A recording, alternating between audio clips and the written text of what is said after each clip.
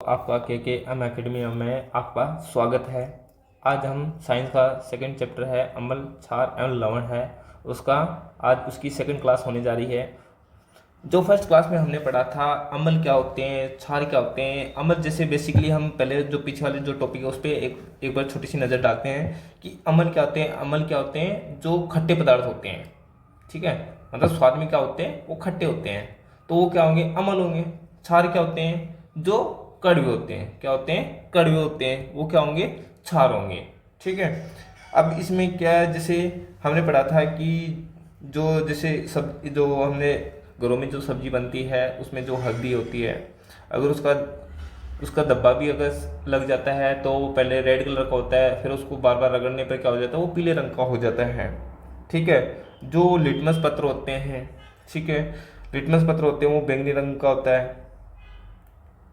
ये हमने पढ़ा था उसके बारे में कि अम्ल कितने प्रबल होते हैं, कितने दुर्बल होते हैं, क्षार कितने प्रबल होते हैं, वो कितने प्रबल दुर्बल होते हैं। ठीक है, वो हमने पढ़ा था। हमने हाइड्रोजन गैस के बारे में यानी कि उसका पता कैसे लगाते हैं उसके बारे में हमने पढ़ा था। रासायनिक गुण द्रव्यों के बारे में हमने पढ़ा था। उसमें सूचक क्या होते हैं, गंधीय सूचक क्या होते हैं, कि कोई अम्ल कोई पदार्थ है, अम्ल या क्षार, कुछ ऐसा पदार्थ होते हैं जिनकी गंध अम्लीय या क्षारीय माध्यम में भिन्न होती है। क्या होती है? ऐसे पदार्थ जिनकी गंध है वो अम्लीय या क्षारीय माध्यम से अलग होती है, उससे क्या कहते हैं? हम गंधीय सूचक कहते हैं। क्या कहते हैं हम? गंधीय सूचक। क्या कहते हैं हम? गंधीय सूचक। क्या कहते हैं हम? गंधीय सूचक। गंधीय सूचक। ठीक है, आपको नहीं दिख रहा होगा तो इसलिए मैंने चेंज दिया है। तो गंधीय सूचक कहते हैं उसे। ठीक है।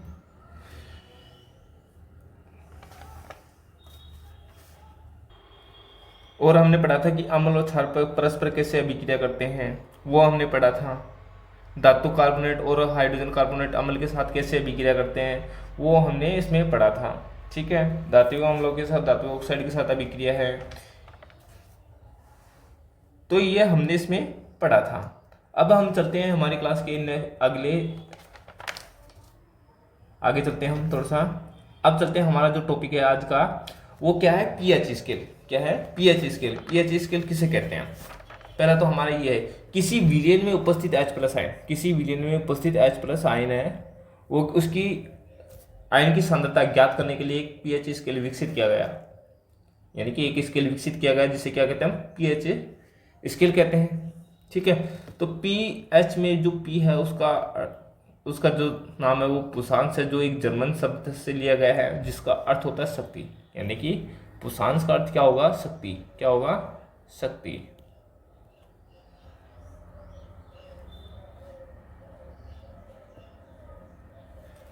ठीक है।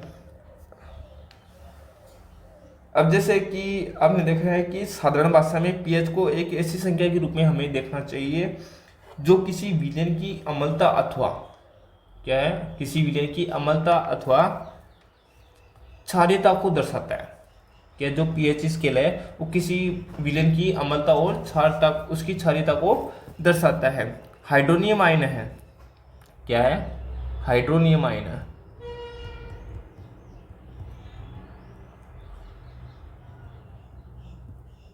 हाइड्रोनियम आयन की साधना जितनी अधिक होगी उसका पीएच मान उतना ही कम होगा। अगर आयन की सांद्रता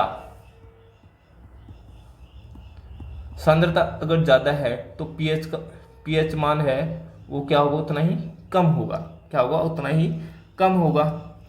ठीक है। अगर यदि पीएच स्केल पर अगर उसका मान अगर 7 है तो विलयन क्या होगा? उदासीन होगा। पीएच मान अगर 7 है तो वो क्या होगा? उदासीन होगा। अगर किसी विलयन का पीएच मान अगर 7 से कम है, क्या है? पीएच मान क्या है? 7 से कम है, तो वो कैसा होगा? अम्लीय होगा। अब किसी विलयन का क्या है, जो पीएच मान अगर 7 से कम है तो वो क्या होगा? अम्लीय विलयन होगा। क्या होगा? अम्लीय विलयन होगा।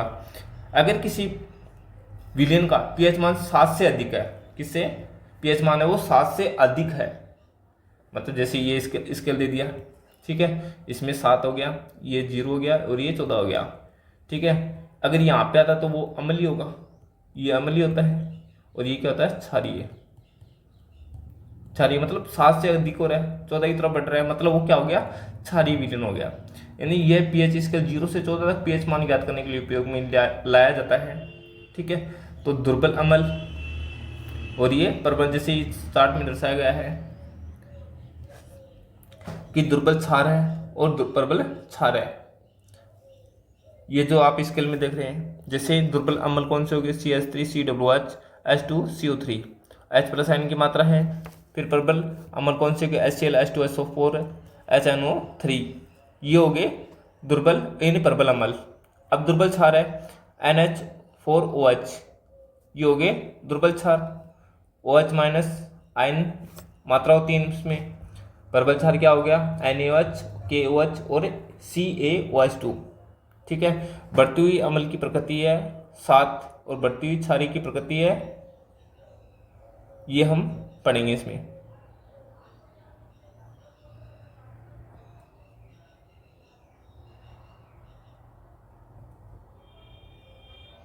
जैसे ये देखो कि बढ़ती हुई अम्लीय प्रकृति और बढ़ती हुई क्षारीय प्रकृति। अगर H प्लस आयन की सांद्रता में वृद्धि है, इसमें क्या है, H प्लस आयन की सांद्रता में वृद्धि हो रही है, 7 पे क्या हो गया, उदासीन हो गया, 7 पे क्या हो गया, उदासीन हो गया। और क्षार में क्या हो गया, H प्लस आयन की सांद्रता में कमी हो रही है। इधर क्या हो रही है, क्षार में जाते हैं तो कमी हो रही है, और इधर जाते हैं तो अम्ल में जाते हैं तो वृद्धि होती है। क्या होती है, वृद्धि होती है। अब जो हमने पढ़ा था पीएच स्केल, उसको एक डायग्राम के माध्यम से हम देखते हैं। तो अब देखो, जैसे पीएच स्केल दे रखा है, नींबू का रस है, विनेगर है, टमाटर है, टमाटर का रस हो गया, कॉफ़ी हो गया, दूध हो गया, शुद्ध पानी हो गया। शुद्ध पानी क्या होता है, उसका पीएच मान 7 होता है। बेकिंग सोडा हो गया, टूथपेस्ट हो गया, ठीक है, एंटासिड टैबलेट हो गई, साबुन का घोल हो गया, ब्लीच होगी, यानी ये क्षारीय होंगे। यानी ये जो इधर से आप देख रहे हैं, जैसे baking soda, toothpaste, antacid tablet, साबुन का घोल, ये ब्लीच, ये क्या हो गए, क्षारीय माध्यम होंगे। और जैसे दूध पीएच मान है कम हो गया, कॉफ़ी, टमाटर का रस, विनेगर, नींबू का रस है, एसिड हाइड्रोक्लोरिक एसिड है, यानी पेट में अम्ल। ठीक है, तो ये क्या हो गया, अम्लीय हो गया। क्या हो गया, ये सारे एग्जाम्पल है वो सारे अम्लीय होंगे। अब पीएच स्केल क्या है, ये जलीय घोल में क्या है, पीएच स्केल क्या है, ये जलीय घोल में हाइड्रोजन आयन यानी H प्लस आयन की सांद्रता मापने का एक पैमाना होता है। महत्व क्या है, पीएच का मान है वो 7 से कम, ठीक है, बराबर अम्लीय होता है। मतलब अगर पीएच मान है वो 7 से कम है तो वो क्या होगा, अम्लीय होगा। तो 7 पे होगा उदासीन होगा, 7 से अधिक क्या होगा, क्षारीय होगा, 7 से आगे की तरफ बढ़े तो वो क्षारीय होगा। उपयोग कहाँ कहाँ आते हैं, जैसे कृषि है, स्वास्थ्य है, उद्योग और दैनिक जीवन में पीएच का विशेष महत्व है। क्या है, विशेष महत्व है। जैसे कि मिल्क ऑफ मैग्नीशिया का मान कितना होता है, 10 होता है। Milk of magnesia,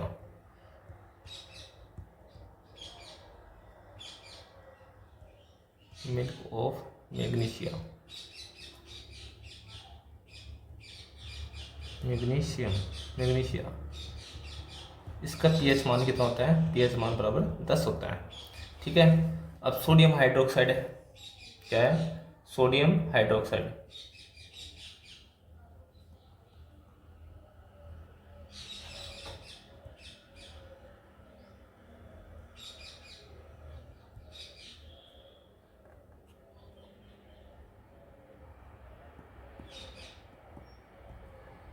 sodium hydroxide है, उसका सोडियम हाइड्रोक्साइड विलयन है, उसका पीएच मान क्या होता है, लगभग पीएच बराबर 14 होता है। क्या होता है, 14 होता है। ठीक है,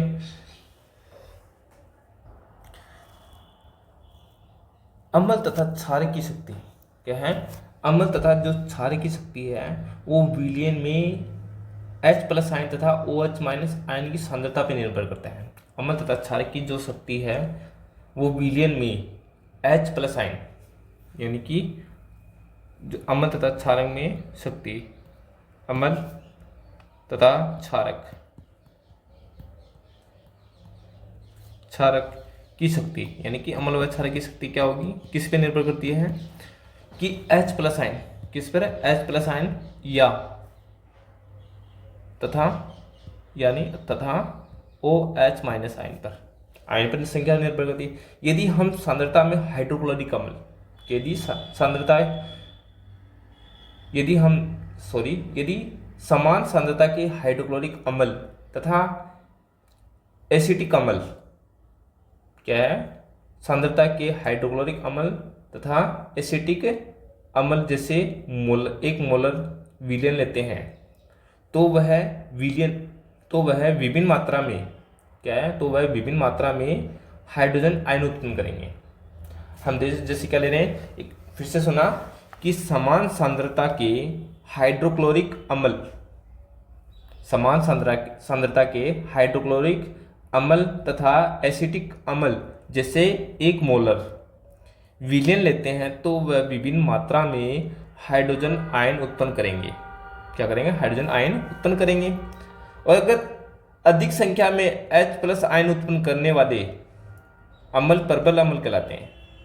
यानी कि अधिक मात्रा में अगर H+ आयन उत्पन्न करें, अधिक मात्रा में क्या करें, H+ आयन, क्या करें, H+ आयन अगर उत्पन्न कर रहे हैं तो वो क्या कहलाएंगे, परबल अम्ल कहलाते हैं। ठीक है। जबकि कम H+ आयन वाले, यानी या कम H+ आयन उत्पन्न करने वाले अम्ल, यानी कि अगर H+ आयन है, अगर वो कम उत्पन्न हो रहे हैं तो ऐसे अम्ल क्या कहलाएंगे, दुर्बल अम्ल कहलाएंगे। क्या कहलाएंगे? दुर्बल अम्ल कहलाएंगे।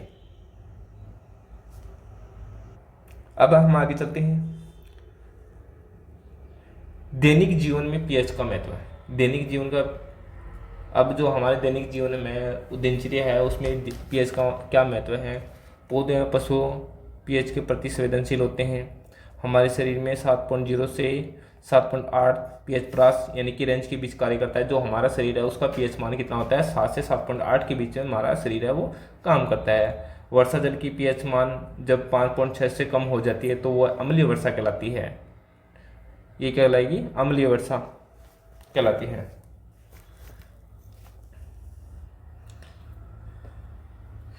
जैसे लवणों का पीएच परबल अम्ल प्लस परबल क्षार, अगर परबल अम्ल और परबल क्षार मिल रहे हैं तो क्या लवण क्या होगा, उदासीन होगा। लवण क्या होगा, उदासीन। अगर परबल अम्ल दुर्बल क्षार, क्या है, परबल अम्ल और दुर्बल क्षार मिल रहे हैं तो अम्लीय लवण जिनका पीएच मान क्या होगा, 7 से कम होगा। और परबल क्षार दुर्बल अम्ल मिल रहे हैं तो क्षारीय लवण उनका पीएच मान क्या होगा, 7 से अधिक होगा। क्या होगा? 7 से अधिक होगा।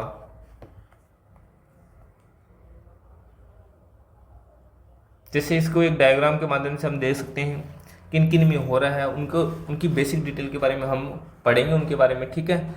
जैसे देखो आप, पाचन तंत्र में भी हो रहा है, मिट्टी और पौधे स्वास्थ्य के लिए, जलीय जीवन पर प्रभाव है, दांतों के क्षय का कारण क्या है, मधुमक्खी का डंक है। तो हम इसको अब बेसिक डिटेल से पढ़ते हैं। ठीक है। बेसिक डिटेल से हम इसको पढ़ेंगे, थोड़ा सा देखते हैं।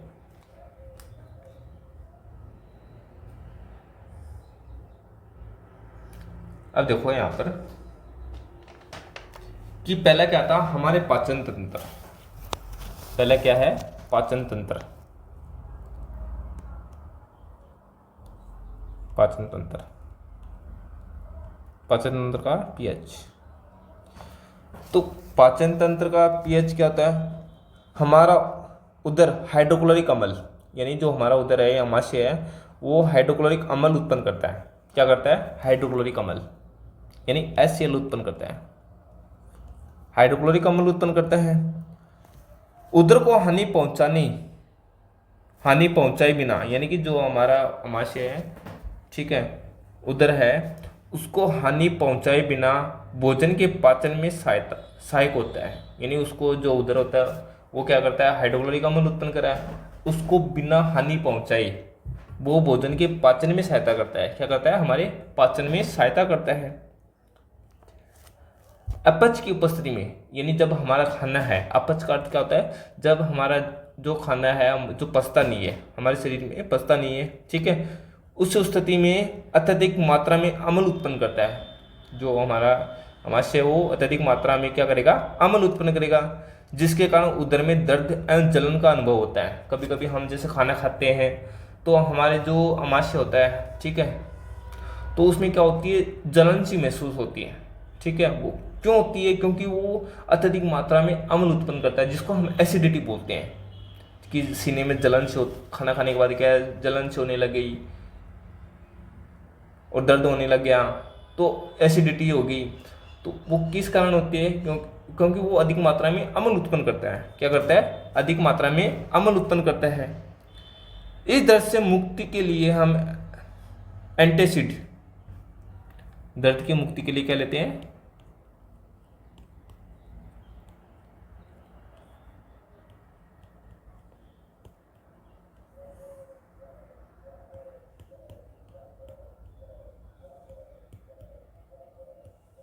एंटासिड। जैसे क्षारकों का एंटासिड, जैसे ये एंटासिड क्या हो गया? क्षारक हो गया, ये क्षारक है। तो एंटासिड जैसे क्षारक का हम उपयोग करते हैं, ठीक है।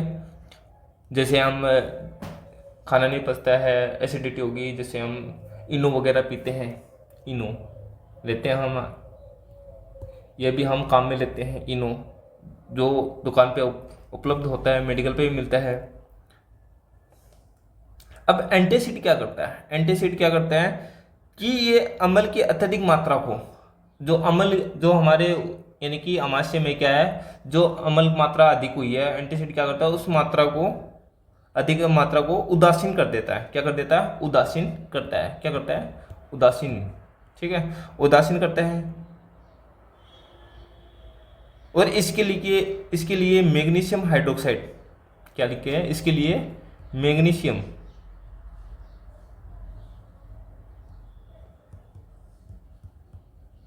मैग्नीशियम हाइड्रोक्साइड,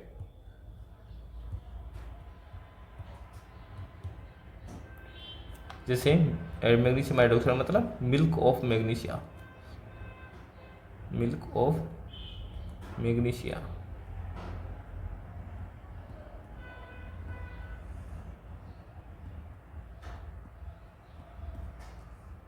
जैसे दुर्बल, क्या है ये जो है, ये क्या हो गया? दुर्बल क्षार हो गया। क्या हो गया? दुर्बल क्षार हो गया। दुर्बल क्षार का उपयोग करते हैं हम, ठीक है। अब अगला है कि दंत क्षय। क्या है? दंत क्षय। दंत क्षय का पीएच मान, दंत क्षय का पीएच मान ये हम पढ़ेंगे। तो जो हमारे मुंह में पीएच मान है वो 5.5 से कम होने पर क्या है, हमारे जो दांतों का पीएच मान है, अगर पीएच मान, एक मिनट को,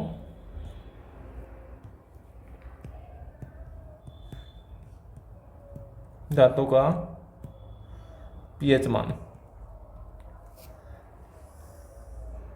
पीएच मान क्या है? 5.5 से कम है,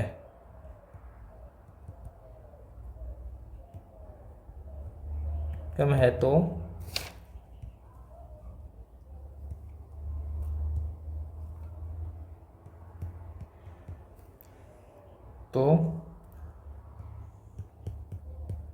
दांतों का क्षय,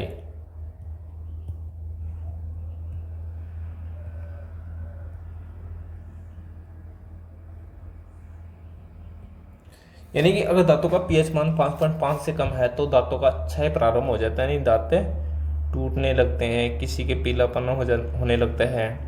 तो दांतों का इनेमल, इनेमल क्या होता है? दांतों का इनेमल, दांतों का इनेमल, इनेमल मतलब कैल्शियम हाइड्रोक्सीपेटाइट। इनेमल मतलब जो दांतों का ऊपरी जो परत होती है वो किससे बनी होती है? Calcium.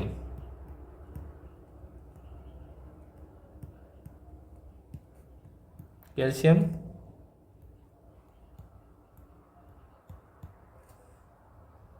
Hydroxyapatite, hydroxyapatite यानी कि कैल्शियम फास्फेट।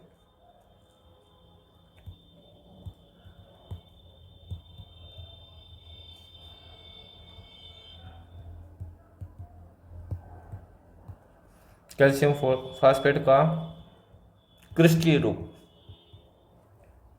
क्या होता है? क्रिस्टलीय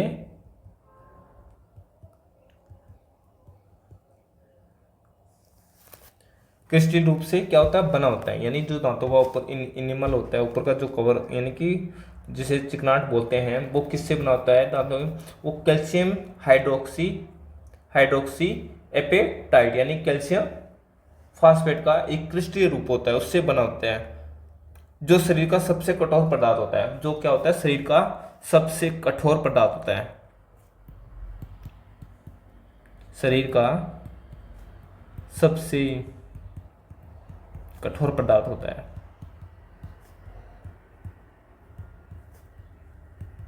यानी जो हमारा दांत होता है वो क्या होता है? शरीर का सबसे कठोर पदार्थ होता है। यह जल में नहीं घुलता है। क्या करता है? यह जल में नहीं घुलता है। लेकिन मुंह के पीएच मान 5.5 से कम है, कम होने से ये संक्षारित हो जाता है। अगर हमारे जो दांतों का पीएच मान है, मुंह का पीएच मान है, अगर वो 5.5 से क्या है? कम है, तो ये क्या होता है? संक्षारित होने लगता है। तो मुंह में उपस्थित बैक्टीरिया भोजन के पश्चात मुंह में अवशिष्ट शर्करा एवं खाद्य पदार्थ का निम्नीकरण करके अम्ल उत्पन्न करते हैं। क्या करते हैं उनका?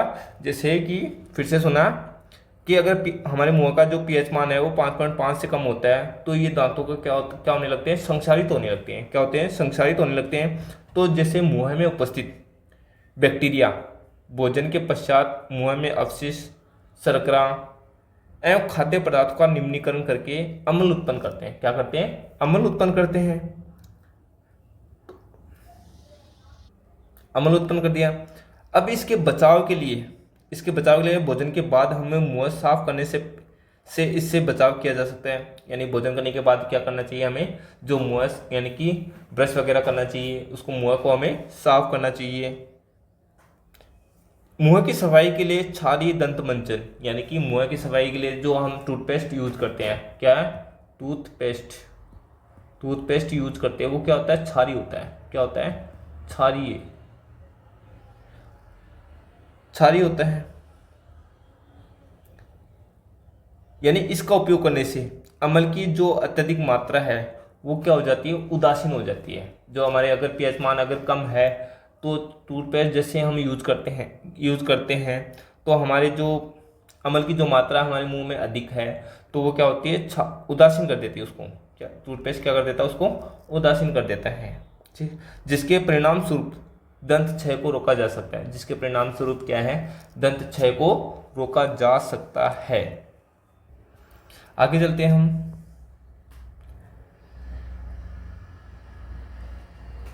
अगला है पशुओं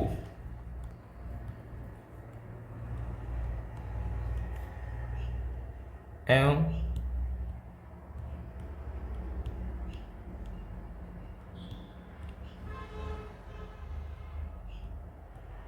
द्वारा उत्पन्न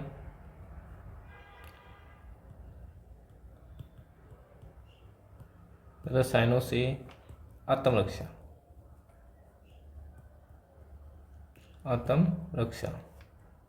ठीक है। यानी कि पशुओं एवं पौधों द्वारा उत्पन्न रसायनों से क्या करते हैं हम? आत्मरक्षा। अब जैसा कि आपने मधुमक्खी ने डंक मारा है, क्या एक मधुमक्खी है वो हमें काट लेती है, डंक मारा है, तो डंक मारने पे क्या है? वो मधुमक्खी क्या है? अम्ल छोड़ती है। हमारे शरीर के अंदर क्या छोड़ती है? अम्ल छोड़ती है, जिससे क्या है? कई बारी फफोला जैसे उबर जाता है। यानी कि वहां पे जो जगह जहाँ पे डंक काटता है वो लाल रंग की हो जाती है। कैसे हो जाती है? जैसे लाल लाल लाल निशान हो जाता है।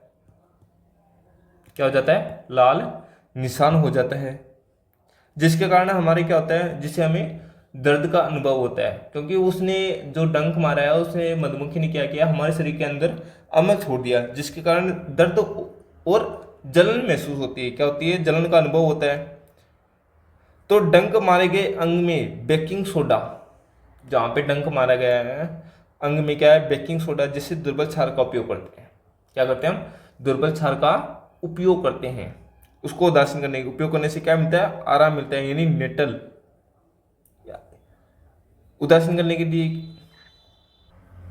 क्या है, सुनना, फिर से सुनना, जहाँ पे अगर हम मधुमक्खी ने डंक मारा है तो उसको वहाँ पे हम बेकिंग सोडा जिससे दुर्बल क्षार का उपयोग करके हमें आराम मिलता है।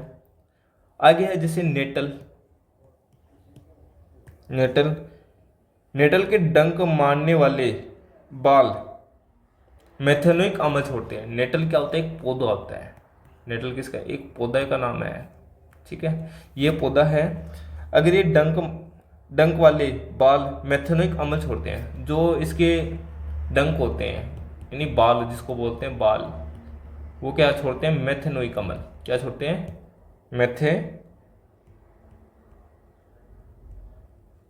मेथेनोइक अम्ल छोड़ते हैं। क्या छोड़ते हैं, मेथेनोइक अम्ल छोड़ते हैं, जिसके कारण जलन वाले दर्द का अनुभव होता है। जिसके कारण क्या होता है, तेज जलन। जिसके कारण क्या होती है, तेज जलन।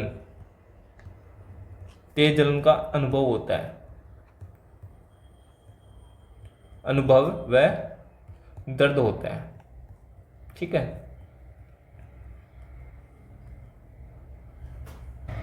नेटल एक प्रकार से क्या है, शाकीय पौधा है। क्या है, शाकीय पौधा।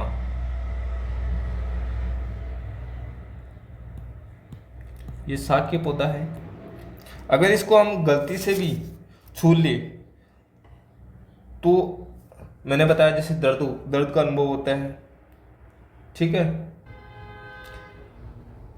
अगर जैसे दर्द हो रहा है तो इसका उपाय क्या है कि डंक वाले स्थान पर, क्या है, डंक वाले स्थान पर, डंक वाले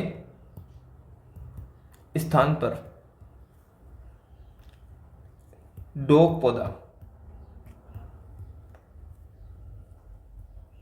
यानी कि एक पौधा है जिसका नाम है क्या है, डोक है। क्या है, डोक है।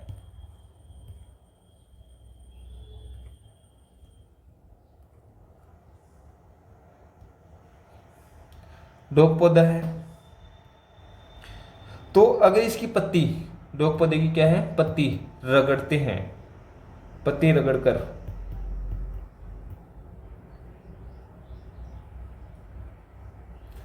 क्या किया जाता है, उसको उदासीन किया जाता है, मतलब छारी, यानी कि वहां पे जो डंक वाला स्थान है वहां पे डोक पौधे की अगर पत्ती हम रगड़ते हैं, क्या रगड़ते हैं, डोक पौधे की पत्ती रगड़ते हैं, तो वो जलन है, दर्द है, वो क्या हो जाता है, कम हो जाता है। क्या हो जाता है, ये पौधे, जो डोक पौधा है वो अधिकतर नेटल के पास ही पैदा होते हैं, यानी नेटल के पास ही ये पौधे मिलेंगे हमें, ठीक है। यानी कि जो नेटल पौधा है जिसके जहाँ पे उग रहा है नेटल, उसके पास ही ये डाक पौधा है, वो वहां पे उसके पास ही उगता है। तो अगर आपको नेटल पौधा है, जैसे आप कहीं पहाड़ों पे जाते हो तो वहाँ पे कभी छू के देखना नेटल पर छूना तो नहीं है आपको, वैसे कभी जैसे हो भी जाए, यानी नेटल को गलती से छू भी जाए, तो आपको वहाँ पे पास में या तो डाक, जैसे डाक पौधा है, जिस पौधे का नाम क्या है, डाक है, उसकी पत्ती रगड़ कर क्या है, हमें रगड़ना है। और जैसे हमारे पास कोई भी क्षारीय माध्यम है, तो क्षारीय है, जैसे हम नमक वगैरह जहाँ पे डंक कर मारते, डंक या मधुमक्खी काट जाती है या पौधे रगड़ते हैं वहाँ पे नमक वगैरह रगड़ते हैं, ठीक है। उससे क्या होता है, उदासीन हो जाता है थोड़ी देर बाद में। तो हम ये करते हैं,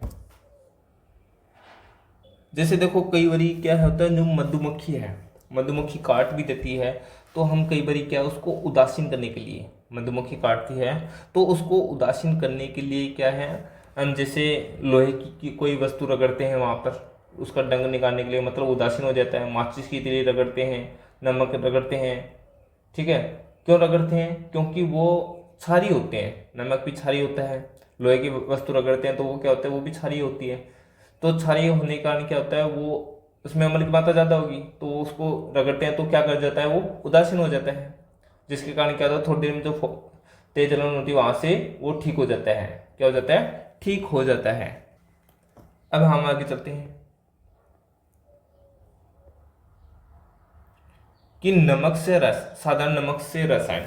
क्या है, साधारण नमक से रसायन। सोडियम हाइड्रोक्साइड, व्यंजक चूर्ण, बेकिंग सोडा, धोने का सोडा, प्लास्टर ऑफ पेरिस। यानी जो सोडियम हाइड्रोक्साइड है उसका सूत्र क्या होता है, NaOH, विरंजक चूर्ण CaOCl2, बेकिंग सोडा NaHCO3, धोने का soda Na2CO3, 10H2O, plaster of Paris CSO4, 1/2H2O। यानी इसमें क्या है, जल का आधा लवण है यानी अणु है, जल का क्या है, आधा अणु है। अब जैसे सोडियम हाइड्रोक्साइड है NaOH, इसका सूत्र क्या होगा NaOH, ये इसका सूत्र क्या, सोडियम क्लोराइड के जलीय विलयन, सोडियम क्लोराइड के जलीय विलयन लवण जल में विद्युत प्रवाहित करने पर क्या करेंगे हम, विद्युत प्रवाहित करने पर क्या हो जाता है, ये वियोजित होकर सोडियम हाइड्रोक्साइड उत्पन्न करता है। क्या करता है, सोडियम हाइड्रोक्साइड उत्पन्न करता है। इस प्रक्रिया को क्लोड क्षार प्रक्रिया कहते हैं। इस प्रक्रिया को क्या कहते हैं हम, क्लोड क्षार प्रक्रिया कहते हैं। जैसे NaCl है प्लस H2O है, इसको कर रहे हैं, ये अभिक्रिया हो रही है तो NaOH एक्वस और Cl2, ये गैस होगी क्लोराइड, और हाइड्रोजन ये भी क्या होगी, गैस। एनोड पर Cl2 गैस होगी, कैथोड पर H2 गैस उत्पन्न होगी। कैथोड के पास NaOH विलयन बनता है, कैथोड के पास क्या, कौन सा विलयन बनेगा, NaOH। इसके उपयोग क्या क्या है, H2 गैस ईंधन के रूप में, Cl2 जल की स्वच्छता, PVC CFC, PVC का प्लास्टर ऑफ पेरिस यानी PVC पाइप जो हम घरों में यूज करते हैं, सॉरी मैंने गलत बोल दिया, प्लास्टर ऑफ पेरिस यानी कि PVC जो हम घरों में यूज करते हैं, घरों में PVC पाइप देखी होगी जो हम यूज करते हैं। CFC क्लोरोफ्लोरोकार्बन, CFC का पूरा नाम क्या होगा, क्लोरोफ्लोरोकार्बन, क्या होगा, क्लोरोफ्लोरोकार्बन। फिर HCl इस्पात की सफाई, औषधियाँ। NaOH धातु से ग्रीज हटाने के लिए, साबुन, कागज बनाने के लिए। Cl2 प्लस NaOH विरंजक चूर्ण, घरेलू विरंजक, वस्त्र विरंजक के लिए करते हैं।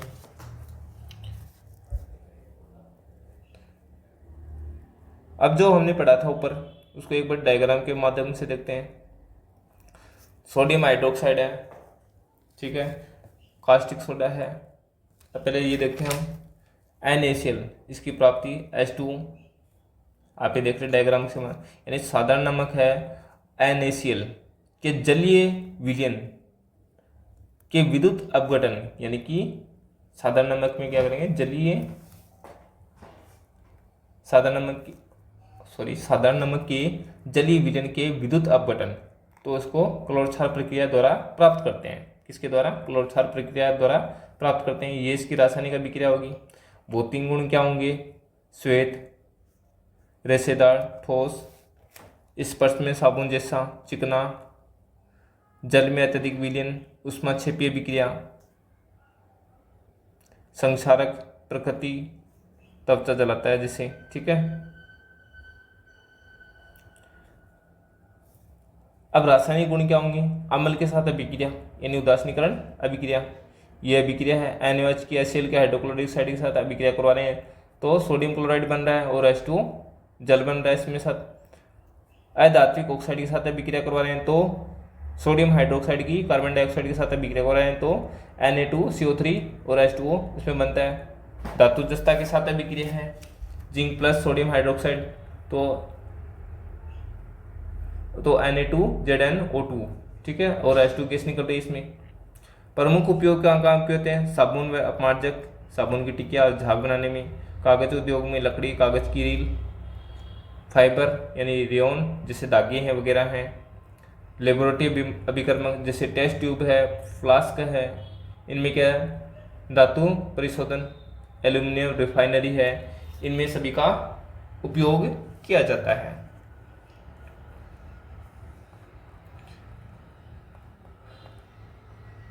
आगे चलते हैं, विरंजक चूर्ण क्या है, विरंजक चूर्ण।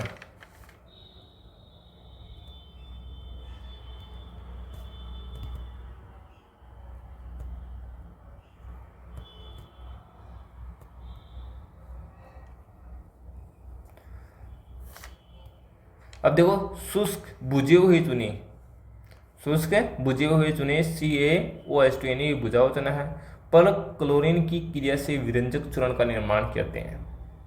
क्लोरीन की क्रिया से क्या करेंगे, अगर बुझे हुए शुष्क जो बुझा हुआ चूना है, बुझे हुए चूने की किसके साथ करवा रहे हैं, क्लोरीन के साथ अभिक्रिया करवा रहे हैं, तो हमें विरंजक चूर्ण प्राप्त होगा और जल उसके साथ क्या होगा, जल प्राप्त होगा। तो CaCl2 ये हमें प्राप्त हो रहा है और इसके साथ हमें क्या प्राप्त हो रहा है, जल प्राप्त हो रहा है। क्या हो रहा है, जल प्राप्त हो रहा है। ठीक है। अब इसके जो उपयोग है, इसके उपयोग है सूती वस्त्र उद्योग में, सूती व लिनेन के विरंजक के लिए, कागज की फैक्ट्री, अगला क्या है, कागज की फैक्ट्री में लकड़ी के मज्जा के विरंजक के लिए, रासायनिक उद्योगों में एक उपचाय के रूप में, यानी रासायनिक उद्योग होते हैं उसमें क्या है, एक उपचाय के रूप में। हमने पढ़ा था उपचायक और उपचायक, अपचयन और उपचायक पढ़ा था पिछले चैप्टर में। ठीक है। तो उपचाय के रूप में, पीने वाले जल को जीवाणुओं से मुक्त करने के लिए, यानी रोगाणुनाशक के रूप में, यानी जो जल में क्या होते हैं, जीवाणु होते हैं, उनको मुक्त करने के लिए, यानी रोगाणुनाशक बनाने के लिए जल में विरंजक चूर्ण का उपयोग किया जाता है। ठीक है। अब देखो इसको एक डायग्राम के माध्यम से देखते हैं। इसका रासायनिक सूत्र है नाम, रासायनिक सूत्र क्या होगा, कैल्शियम हाइड्रोक्साइड, नहीं कैल्शियम ऑक्सीक्लोराइड, क्या होगा, कैल्शियम ऑक्सीक्लोराइड, यानी कि विरंजक चूर्ण। निर्माण विधि, चूने का चूना प्लस क्लोरीन गैस, इसमें किसका निर्माण है, Cl2 CaOH2 का निर्माण हो रहा है, यानी चूने का चूना प्लस क्लोरीन गैस, और क्या बन रहा है, हमें विरंजक चूर्ण बन रहा है, प्लस क्या बन रहा है, जल बन रहा है। तीसरा क्या होगा, इसके भौतिक गुण देखो, भौतिक गुण क्या होगा, हल्का पीला चूर्ण होगा। ठीक है। जैसे आप इसमें चित्र में देख सकते हैं, क्लोरीन की गंध, पानी में घुलनशील, मतलब ये क्या, पानी में घुलनशील है, हल्का पीला रंग है, और क्लोरीन की गंध। रासायनिक गुण, वायुमुख खुला रखने पर, अगर इसको वायुमुख खुला रखें तो CaCOl प्लस Cl, इसकी कार्बन डाइऑक्साइड के साथ अभिक्रिया करा रहे हैं तो CaCO3 प्लस Cl2 और CO2 प्लस क्लोरीन गैस, ये इसमें बनती है। अम्ल से क्रिया कर रहे हैं इसमें, HCl से H2SO4 से, इसमें अम्ल से भी क्रिया हो रही है इसकी। मुख्य उपयोग, जैसे विरंजक है, सूती कपड़े, कागज की लुगदी, यानी कागज की लुगदी क्या होती है, यानी किसी कागज को भिगो के और उसको कूटा जाता है, कूटने में क्या जो हमें प्राप्त होता है वो क्या होगी, लुगदी होगी। ठीक है। फिर कीटाणुनाशक, पेयजल को स्वच्छ बनाना, उद्योगों में, यानी कि ऑक्सीकारक रासायनिक प्रक्रिया द्वारा, उद्योगों में भी होता है, रासायनिक प्रक्रिया में भी होता है। उन्हीं कपड़ों को न सिकुड़ना योग्य बनाना, यानी जो उन्हीं कपड़े वो सिकुड़ जाते हैं उससे बचाने के लिए इसका उपयोग किया जाता है।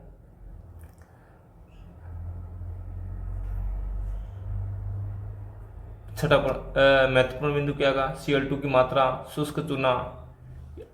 ठीक है। अब अगले चलते हैं हम बेकिंग सोडा।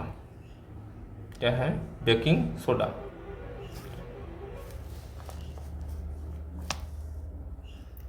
अब जैसे आपने सुना होगा बेकिंग सोडा, जैसे आमतौर पे हम खाना बनाने में भी करते हैं, रसोई घरों में जैसे स्वादिष्ट पकोड़े हैं, खाना छोले भटूरे जैसे बनाते हैं, उनमें क्या किया जाता है, बेकिंग सोडे का उपयोग किया जाता है।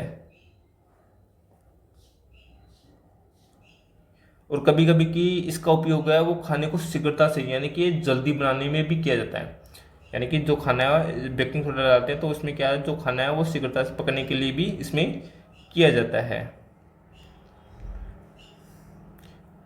इस यौगिक का रासायनिक नाम, इस जो बेकिंग सोडा है इसका रासायनिक नाम क्या होगा, सोडियम हाइड्रोजन कार्बोनेट। क्या होगा, सोडियम हाइड्रोजन कार्बोनेट। क्या होगा, सोडियम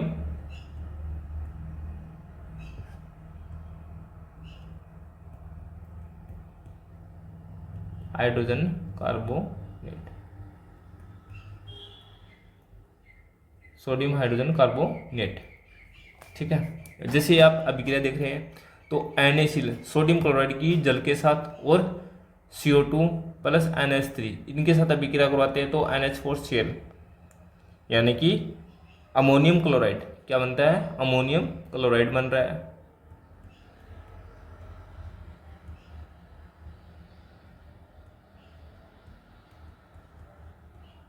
अमोनिया सूत्र क्या होता है, NH4 क्या होता है, NH4 अमोनियम क्लोराइड बन रहा है। और साथ में क्या बन रहा है, बेकिंग सोडा यानी कि सोडियम हाइड्रोजन कार्बोनेट बन रहा है। अब ये एक दुर्बल एक संचारक क्षारक है, एक संचारक क्षारक है। खाना पकाते समय गर्म करने पर इससे निम्न अभिक्रिया होती है। अब जब खाना पकाते समय गर्म करने पर इसकी जो निम्न अभिक्रिया क्या होंगी, जैसे सोडियम हाइड्रोजन कार्बोनेट को अगर गर्म करते हैं या खाने में डालते हैं तब गर्म करते हैं तो Na2CO3 यानी सोडियम कार्बोनेट क्या बनेगा, सोडियम कार्बोनेट।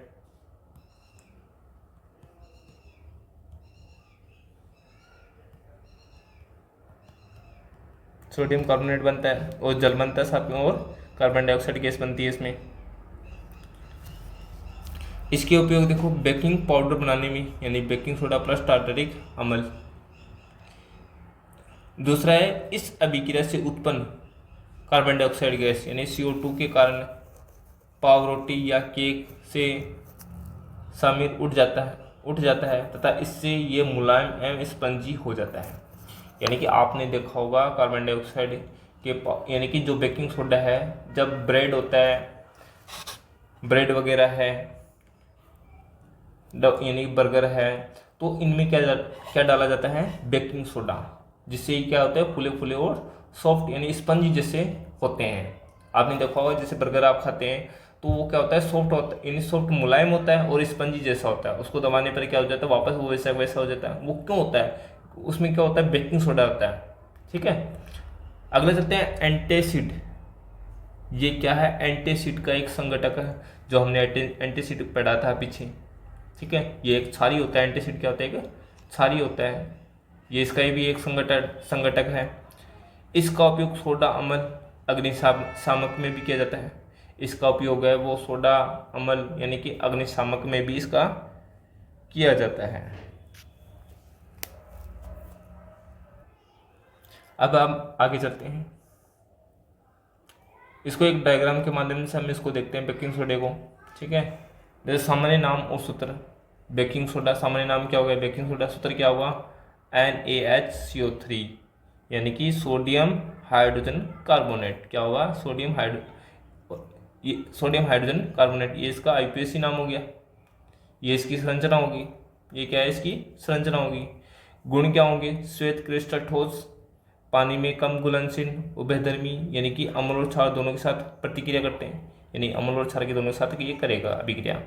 गर्म करने पर अपघटन। ठीक है, तो गर्म करने पे क्या बन रहा है, सोडियम कार्बोनेट बन रहा है और जल बन रहा है साथ में, और CO2 गैस बन रही है। बनाने की विधि यानी साल्वे प्रक्रम, तो नमक और अमोनिया, NH3 क्या हो गया, अमोनिया, H2O यानी जल हो गया और कार्बन डाइऑक्साइड होगी। इसको क्या अभिक्रिया करवाएं तो क्या बनेगा, अमोनियम क्लोराइड बनेगा। क्या बनेगा, अमोनियम क्लोराइड बनेगा और साथ में क्या होएगा, बेकिंग सोडे का निर्माण होगा। अब महत्वपूर्ण बिंदु है इसके जो है बेकिंग पाउडर में केक ब्रेड को फुलाने के लिए, अब मैंने बताया था केक है, ब्रेड है, बर्गर है, तो उनको फुलाने के लिए इसका उपयोग किया जाता है। एंटासिड पेट की अम्लता दूर करने के लिए एंटासिड को निषेध करता है। ठीक है, जो एसिड होता है उसको उदासीन करता है। सोडा अम्ल अग्निशामक में यानी CO2 गैस पैदा कर आग बुझाता है। ठीक है, कई बार हमने CO2 देखा होगा, ये देखा होगा,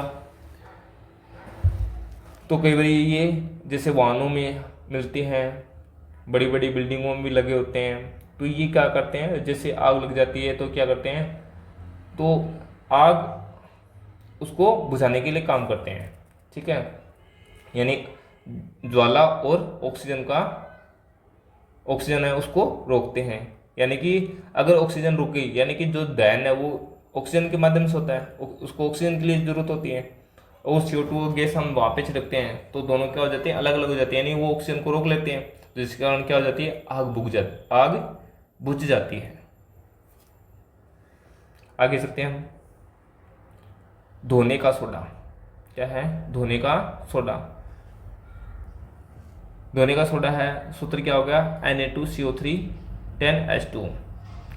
सोडियम कार्बोनेट के पुनः क्रिस्टलीकरण से धोने का सोडा प्राप्त होता है। क्या है, सोडियम कार्बोनेट के पुनः क्रिस्टलीकरण से धोने का सोडा प्राप्त होता है। ये एक क्षारीय लवण है। क्या ये क्षारीय लवण है, जिससे यानी कि जो धोने का सोडा है, जिससे क्या है, सोडियम क्लोराइड से प्राप्त किया जाता है। किससे, सोडियम क्लोराइड से प्राप्त किया जाता है। जो धोने का सोडा है उससे किससे किससे प्राप्त किया जाता है,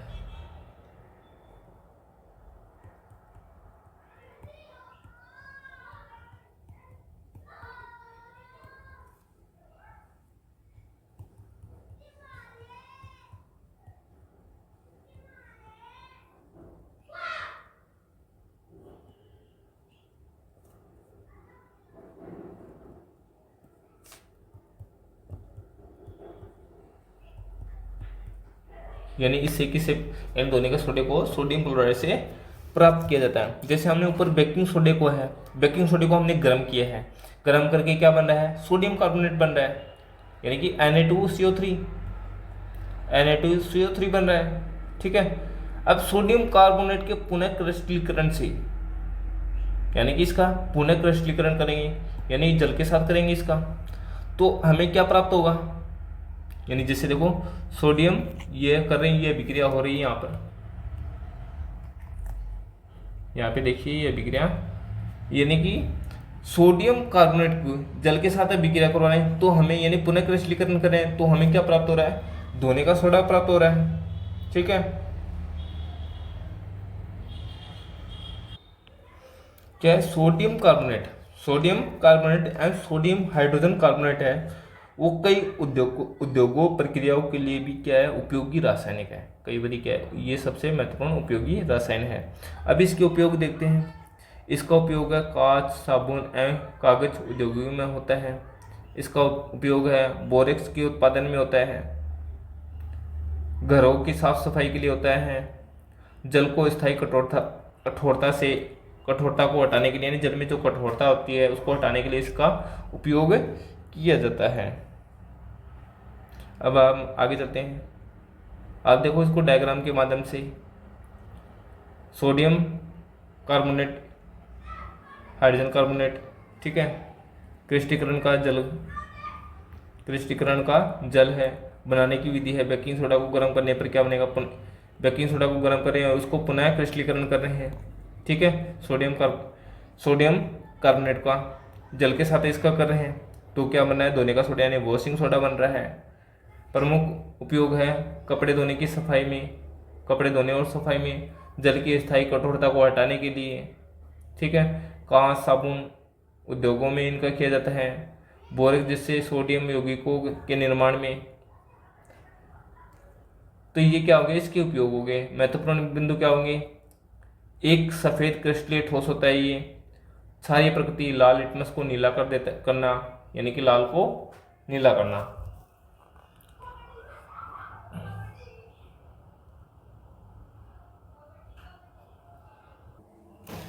अब हम पढ़ेंगे plaster of Paris.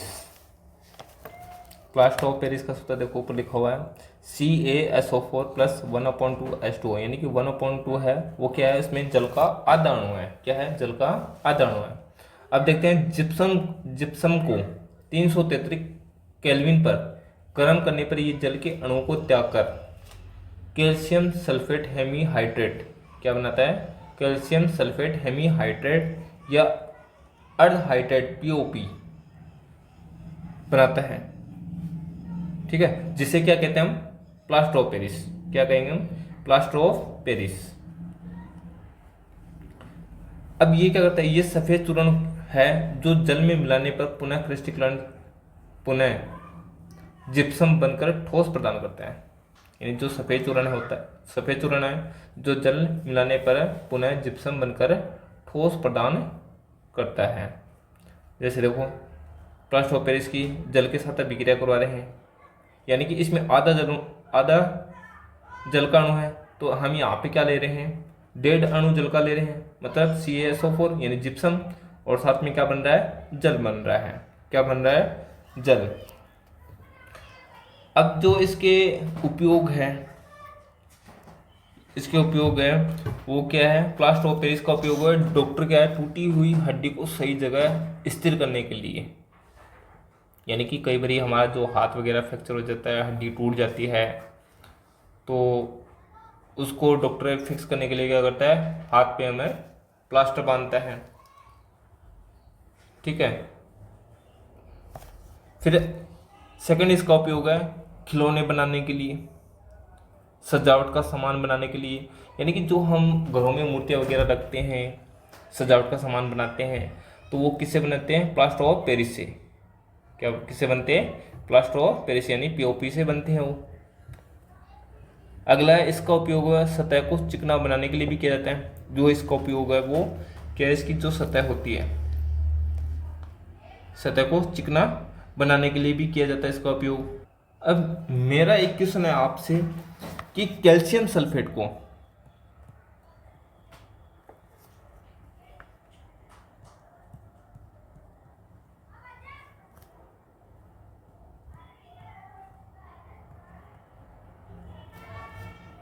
Calcium sulphate अर्धहाइड्रेट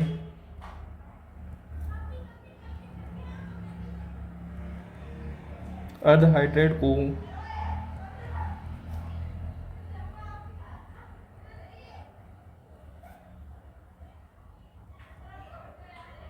plaster of Paris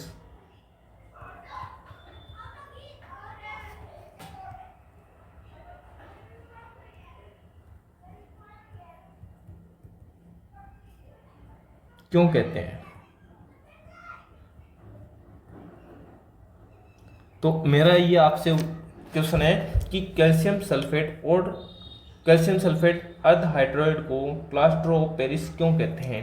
तो आप इसका उत्तर है वो हमारे यानी कि कमेंट बॉक्स में इसको उत्तर दे सकते हैं। इसको मैं हाईलाइट कर देता हूँ। इसका उत्तर आप देंगे कि कैल्शियम सल्फेट अर्धहाइड्रेट को प्लास्टर ऑफ पेरिस क्यों कहते हैं। अब हम आगे चलते हैं। अब इसको एक डायग्राम के माध्यम से देखिए कि प्लास्टर ऑफ पेरिस, इसका परिचय, प्लास्टर ऑफ पेरिस यानी POP एक बहुमुखी निर्माण सामग्री है। किससे प्राप्त होता है, जिप्सम से प्राप्त होता है। रासायनिक नाम एवं सूत्र क्या है, कैल्शियम सल्फेट हेमीहाइड्रेट। इसका रासायनिक नाम क्या है, कैल्शियम सल्फेट और हेमीहाइड्रेट। और इसका सूत्र क्या होगा, CaSO4 1/2 H2O। यानी कि इसमें 1/2 मतलब क्या है, इसमें आधा जल का अणु है।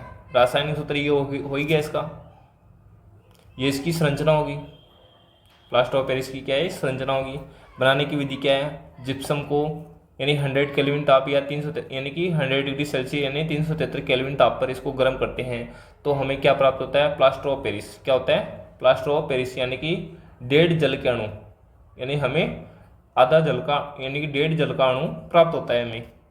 गुणधर्म क्या है, सफ़ेद रंग का पाउडर है ये, पानी में मिलाने पर जल्दी जमता है और कठोर द्रव्य बनाता है। ठीक है। इसका उपयोग है अस्पतालों में टूटी हड्डियों को जोड़ने के लिए के रूप में किया जाता है। ठीक है। और सजावटी डिजाइनों के लिए, छत सीलिंग है, छत यानी कि हम इसका उपयोग हुआ छत यानी कि सीलिंग, छत के लिए भी हम इस डिजाइन बनाने के लिए भी करते हैं, हम मूर्तियाँ बनाने के लिए भी करते हैं, और दंत चिकित्सा के सांचे बनाने के लिए इसका उपयोग करते हैं। आगे चलते हैं हम। अब हमारा जो टॉपिक है क्रिस्टल का जल, क्या है, क्रिस्टल का जल। अब ये हमारा टॉपिक है। तो लवण के एक सूत्र इकाई में जल के निश्चित अणु की संख्या को क्रिस्टल का जल कहते हैं। लवण के एक सूत्र इकाई में जल के निश्चित अणुओं की संख्या को क्रिस्टल का जल कहते हैं। अब जैसे देखो कॉपर सल्फेट की, इसकी बात मैं करूँ, कॉपर सल्फेट की एक सूत्र इकाई में जल के 5 अणु होते हैं। जल के कितने होते हैं? 5 अणु होते हैं। यानी कि कॉपर सल्फेट की एक सूत्र इकाई में कितने होते हैं? जल के 5 अणु होते हैं, जिसमें पांच अणु हैं जल के। ठीक है, तो ये तो आ गया कॉपर सल्फेट का रासायनिक सूत्र हो गया। अगला है Na2CO3 10H2O में क्रिस्टल के कितने अणु हैं? 10। कितने अणु हैं? 10 अणु हैं। CSO4 में CSO4 और H2O में यानी कितने जल के अणु हैं? 2। कितने अणु हैं? 2 जल के अणु हैं।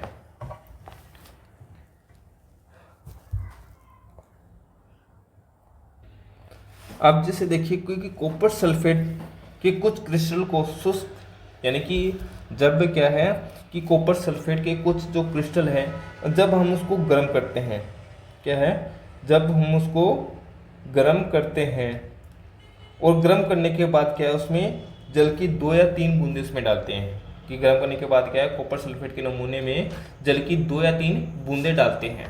ठीक है, 2 या 3 बूंदे डालेंगे तो उसका कि शुष्क दिखने वाले कॉपर सल्फेट, इसकी बात कर रही CuSO4 कि शुष्क दिखने वाले कॉपर सल्फेट में क्रिस्टल का जल होता है। क्या होता है? क्रिस्टल का जल होता है। जब हम क्रिस्टल को क्या है, जब हम क्रिस्टल को गर्म करते हैं तो ये जल हट जाता है। तो ये जो जल है वो क्या होता है? हट जाता है। हटने के कारण क्या होता है, हमें एक जो लवण होता है वो क्या होता है? श्वेत हो जाता है। जो क्रिस्टल लवण का जो रंग है वो कैसा हो जाता है? श्वेत। अभी मैं यानी कि लवण का रंग है, रंग कैसा हो जाएगा? श्वेत हो जाएगा। और अगर इसका पुनः क्रिस्टलीकरण करते हैं या जल से भिगोते हैं, ठीक है, इसका पुनः क्रिस्टलीकरण अगर पुनः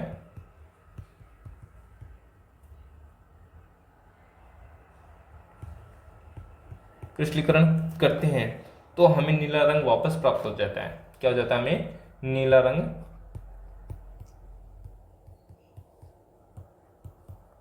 वापस से प्राप्त होता है। ठीक है, आई होप आपको समझ में आया होगा। अब हम मिलते हैं इस यानी कि नेक्स्ट चैप्टर में। नेक्स्ट चैप्टर क्या है हमारा? नेक्स्ट चैप्टर का नाम है धातु और अधातु। अब हम उसमें मिलेंगे। तो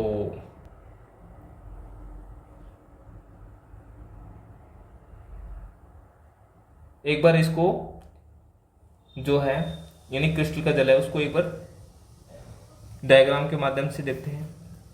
जो क्रिस्टल का जल क्या होता है? लवण के क्रिस्टल में निश्चित संख्या में जल के अणु जो उसे रंग और रूप के लिए जिम्मेदार होते हैं। ठीक है, जल के अणुओं की भूमिका निश्चित आकार और रंग, ललित के लिए प्रश्न और अणु। ठीक है, निश्चित आकार और रंग और अणु का क्रिस्टल का होते। प्रमुख उदाहरण हो गया नीला थोथा यानी कॉपर सल्फेट, ये नीला हो गया। धोने का सोडा सफ़ेद, जिप्सम सल्फेट ये भी क्या हो गया? सफ़ेद हो गया। ताप का प्रभाव यानी गर्म करने से पहले और गर्म करने के बाद में सफ़ेद प्राप्त होता है। यानी गर्म करने से पहले तो नीला और गर्म करने के बाद में क्या होगा? सफ़ेद हो जाता है। तो फिर से पानी मिलाने पर नीला रंग लौट जाता है। इसमें फिर से हम अगर पानी मिलाते हैं तो ये नीला रंग वापस हमें लौट जाता है। आई होप आपको ये सब समझ में आया होगा। हम मिलते हैं अब यानी कि अगले चैप्टर में धातु और अधातु में। तो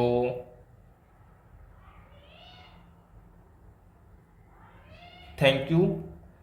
लाइक और शेयर सब्सक्राइब करें हमारा जो चैनल है, लाइक शेयर उसको सब्सक्राइब करें। जय हिंद, जय भारत।